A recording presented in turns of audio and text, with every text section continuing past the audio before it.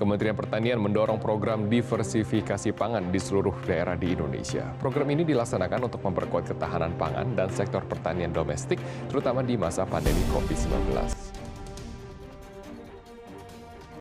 Pangan merupakan kebutuhan dasar bagi manusia untuk hidup sehat, aktif, dan produktif secara berkelanjutan.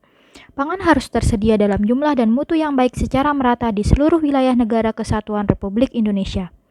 Undang-Undang Nomor 18 Tahun 2012 juga mengamanatkan tentang pangan, mengenai ketahanan pangan nasional dibangun berdasarkan kedaulatan pangan dan kemandirian pangan. Sebagai negara agraris yang memiliki luas lahan mencapai 11,2 juta hektar pada tahun 2020 menjadikan Indonesia memiliki sumber pangan yang melimpah.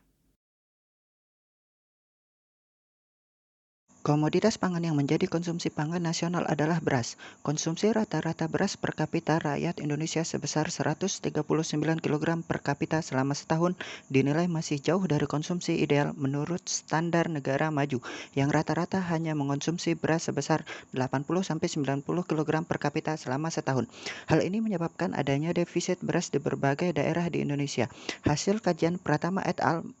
Tahun 2020 mengatakan sebesar 47,5% wilayah di Indonesia mengalami defisit beras.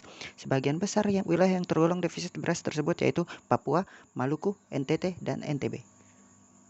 Salah satu strategi yang dapat diterapkan untuk mengurangi angka defisit beras tersebut yaitu dengan melakukan diversifikasi pangan sehingga masyarakat tidak hanya bergantung pada produksi beras. Diversifikasi pangan yang dilakukan diharapkan dapat menekan angka permintaan masyarakat terhadap komoditas beras. Dalam usaha diversifikasi tersebut, terdapat beberapa bahan pangan lokal yang dapat dikembangkan. Komoditas pangan lokal yang dapat dikembangkan terdiri dari ubi jalar, ubi kayu, sagu, dan jagung. Menurut Kementan 2021. Salah satu komoditas pangan yang memiliki potensi tinggi dikembangkan menjadi produk pangan alternatif yaitu jagung, khususnya yaitu jagung manis. Jagung manis merupakan komoditas yang banyak dikonsumsi karena memiliki rasa yang lebih manis dibandingkan dengan jagung biasa. Palungkun dan Asyani dalam Meriati 2019 menyatakan bahwa permintaan pasar terhadap jagung manis terus meningkat dan peluang pasar yang besar belum dapat dimanfaatkan petani dan pengusaha Indonesia. Musanati, Sarif, dan Rahayu dalam Meriati tahun 2019 bahkan menjelaskan produktivitas jagung manis di Indonesia rata-rata 8,311 ton per hektar dengan potensi mencapai angka 14-18 ton per hektar.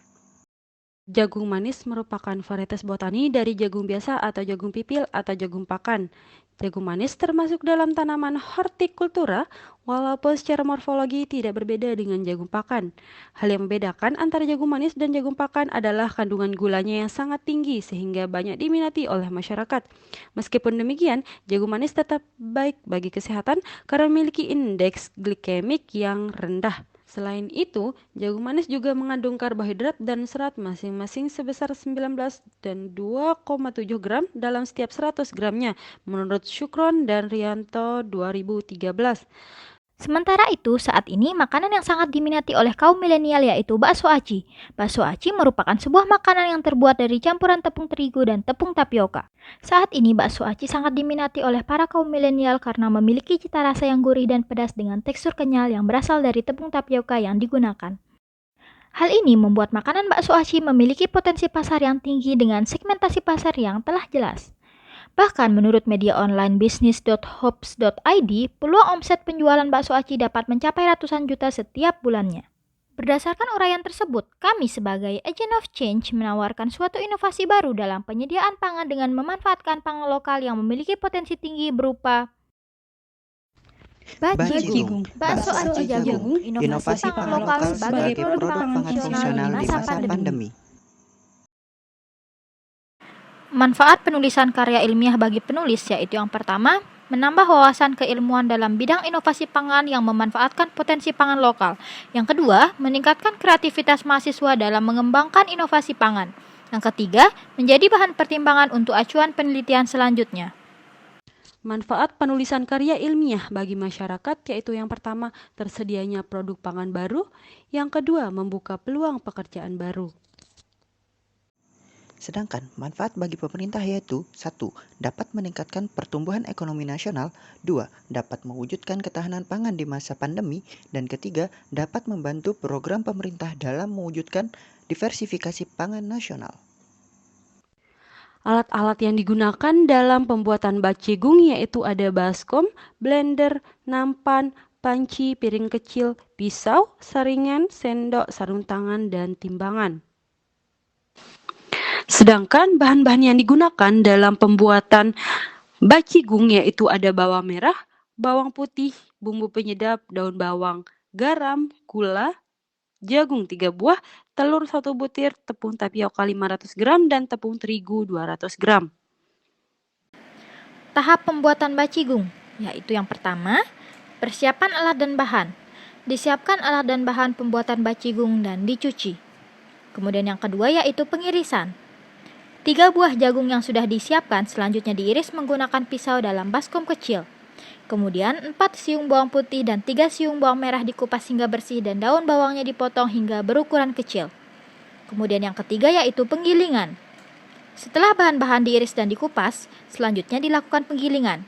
Jagung dan bawang digiling menggunakan blender hingga bahan menjadi halus. Kemudian yang keempat yaitu pencampuran. Jagung yang sudah halus dimasukkan kembali ke dalam baskom. Kemudian bahan-bahan lainnya seperti bawang yang sudah halus, tepung tapioka 500 gram, tepung terigu 200 gram, telur, daun bawang, penyedap rasa, gula, dan garam dicampur hingga merata. Kemudian yang kelima yaitu pengadukan. Bahan-bahan yang telah dicampurkan selanjutnya diaduk menggunakan sendok hingga menghasilkan adonan yang padat agar mudah dibentuk. Tahap yang keenam yaitu pembentukan. Adonan yang sudah padat selanjutnya dibentuk menjadi bulat layaknya bentuk bakso pada umumnya menggunakan tangan. Yang ketujuh yaitu perebusan.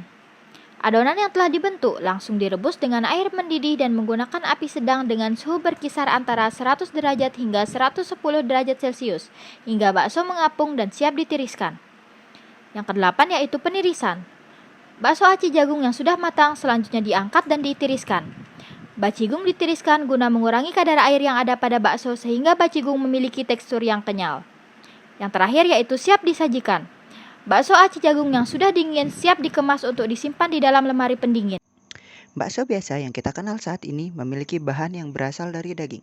Dewasa ini, keberadaan bakso yang terbuat dari daging mulai tergeser oleh adanya varian baru dari bakso, yaitu bakso aci yang terbuat dari tepung tapioka. Bakso aci tidak hanya digemari oleh remaja, namun juga digemari oleh berbagai kalangan usia, serta telah menyebar hingga seluruh pelosok Indonesia. Salah satu kelemahan dari bakso aci ini adalah tidak terdapatnya kandungan serat yang cukup untuk memenuhi kebutuhan nutrisi tubuh. Berdasarkan laman Fat Secret tahun 2020 menyebutkan bahwa dalam 100 gram bakso aci hanya terdapat 40,49 gram karbohidrat, 1,61 gram lemak, 1,66 gram protein, dan hanya mengandung 0,6 gram serat. Sehingga untuk menambah kandungan serat pada bakso aci ini perlu digunakan bahan pangan yang memiliki kandungan serat tinggi dan aman untuk dikonsumsi. Jagung manis merupakan salah satu alternatif pangan yang memiliki kandungan serat yang cukup tinggi.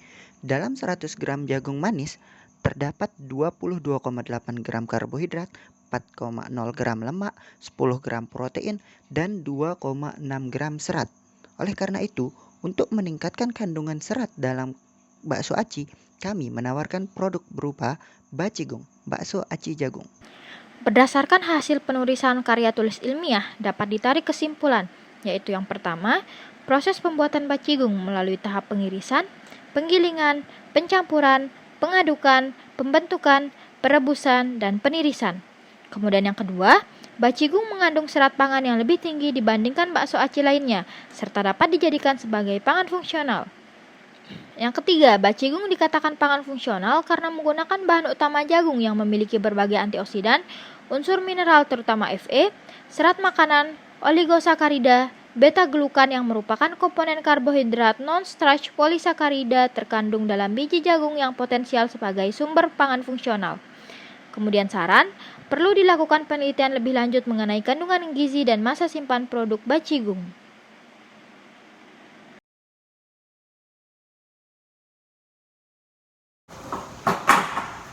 Tingkatkan pangan lokal dengan bacigung. Bacigung, makanan manis kaya nutrisi.